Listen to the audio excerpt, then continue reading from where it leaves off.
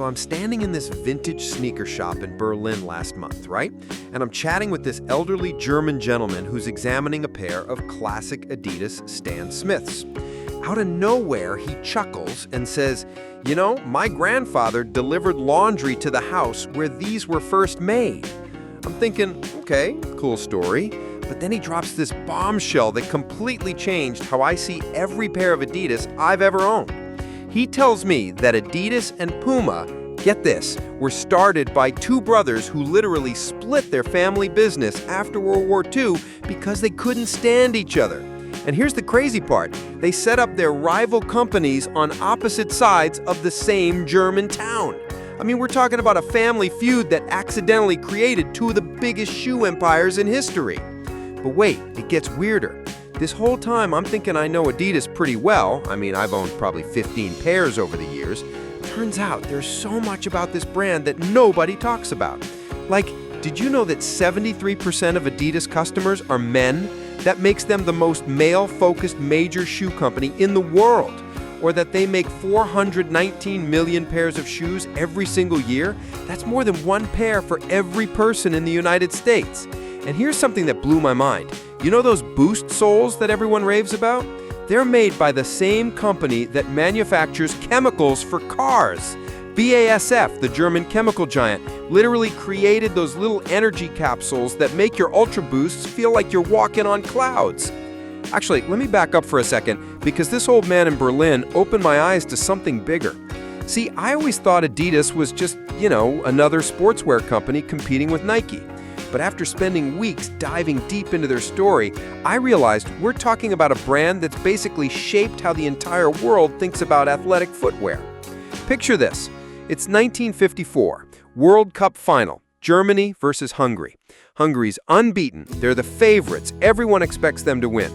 But the German team is wearing these revolutionary Adidas boots with screw-in studs that nobody had seen before. The field is soaking wet, and while the Hungarian players are slipping around, the Germans have perfect traction. They win 3-2 in what becomes known as the Miracle of Bern. That single game didn't just win Germany the World Cup, it launched Adidas into global consciousness. But here's what really got me thinking. I started looking at my own Adidas collection differently. I've got Stan Smiths from 2018, Ultra Boosts from 2020, some Sambas I picked up last year. Each one represents a different era of innovation, but I never really understood the story behind them. Like those Stan Smiths, they're literally named after an American tennis player, but they became the best-selling tennis shoe of all time despite being designed in Germany. The Sambas I thought were just trendy lifestyle shoes. They were actually created in 1950 as football training shoes. And those Ultra Boosts that cost me $180, the technology inside them took 4 years to develop and involves thousands of tiny energy capsules that return 20% more energy than traditional soles. You know what's funny though? While I was researching all this, I discovered that Adidas is actually the second largest shoe company in the world, not third like I always assumed. They hold 15.6% of the global footwear market and generate over $13 billion in shoe revenue annually. In Europe specifically, they're the biggest footwear brand, bigger than Nike. And speaking of Europe, here's something wild. 97% of all Adidas shoes are made in Asia, but they still produce their iconic Copa Mundial football boots in Germany in the same factory that they've been made for decades. I found this fascinating tension between global manufacturing and maintaining heritage craftsmanship. But the more I dug into this, the more I realized there's this whole layer of Adidas that most people never see. Like their partnership with Parley for the Oceans, they're turning ocean plastic waste into shoes. In 2022 alone, they made 27 million pairs from recycled ocean materials. That's not just marketing, that's actually making a dent in ocean pollution while creating products people want to wear. Then there's the resale market angle that nobody talks about.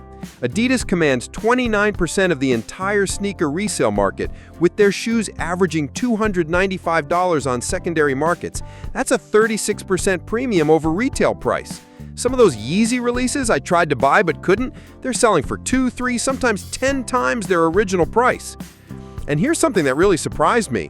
Despite being known for performance athletics, Adidas has become equally influential in fashion and lifestyle. When Run DMC released My Adidas in 1986, they basically invented the concept of non-athletic endorsements in the sporting goods industry. That song didn't just celebrate a shoe, it showed how athletic footwear could become cultural currency. Actually, that brings me to something I've been thinking about a lot lately. See, when most people choose between Adidas and Nike, they think it's just about preference or maybe price. But after learning all this, I realize you're actually choosing between two completely different philosophies of what athletic footwear should be. Nike focuses heavily on individual athlete performance and American sports culture. Adidas, on the other hand, has always been more about collective team sports, football, basketball as a team game. Even their approach to lifestyle fashion feels more community-oriented. It's reflected in everything from their marketing to their technology development. Like, take their Boost technology I mentioned earlier. Instead of keeping it exclusive to their premium lines, they've integrated it across multiple price points and product categories. Compare that to some Nike innovations that stay locked in their most expensive models. It's a different philosophy about who should have access to performance technology. But here's what really convinced me that Adidas deserves more credit than most people give them. Their approach to sustainability isn't just corporate PR. Since 2018, they've used 100% sustainable cotton in all their products. By 2024, they're aiming for 100% recycled polyester usage. And get this, they publish detailed sustainability reports showing exactly where they are and what they're working on. Most companies just make vague promises. Adidas shows you the numbers. Now, I know what some of you are thinking. This sounds like a lot of corporate research, but what does it actually mean for me as someone who just wants good shoes? And honestly, that's the question I kept coming back to throughout this whole deep dive. Here's my take after wearing and testing dozens of their models over the years, combined with everything I've learned about their story and technology. If you're looking for running shoes, their Ultra Boost line genuinely delivers on the comfort and energy return claims. I've put over 300 miles on my pair, and they still feel responsive. For lifestyle wear, Stan Smiths remain one of the best values in footwear. Clean design, decent quality, goes with everything, and usually under $100. But if you're considering their premium or limited releases, understand what you're buying. Yeezy line? You're paying for exclusivity and design innovation, not necessarily superior performance. Originals, like Samba or Gazelle, you're buying into heritage and style that's proven itself over decades. The performance line, though, that's where Adidas really shines. Their football boots are still the gold standard, worn by more professional players than any other brand. Their tennis shoes, especially the Barricade line, offer durability that outlasts most competitors. And their newer running technology, like the 4D printed soles, represents genuinely innovative approaches to athletic performance. What that old man in Berlin helped me understand is that when you buy Adidas, you're not just buying shoes, you're buying into a story that spans 75 years of innovation, family rivalry, World Cup victories, cultural movements, and technological breakthroughs. Every pair connects you to that legacy, whether you realize it or not. And honestly, after learning all this, I look at my collection differently. Those aren't just shoes in my closet, they're artifacts of design history, each one representing a different chapter in the evolution of athletic footwear. So here's my bottom line after this whole journey. Adidas has earned their position as the world's second largest footwear company through genuine innovation, not just marketing. Whether that matters to you depends on what you value in your shoes. But now, at least you know the full story behind those 3 stripes.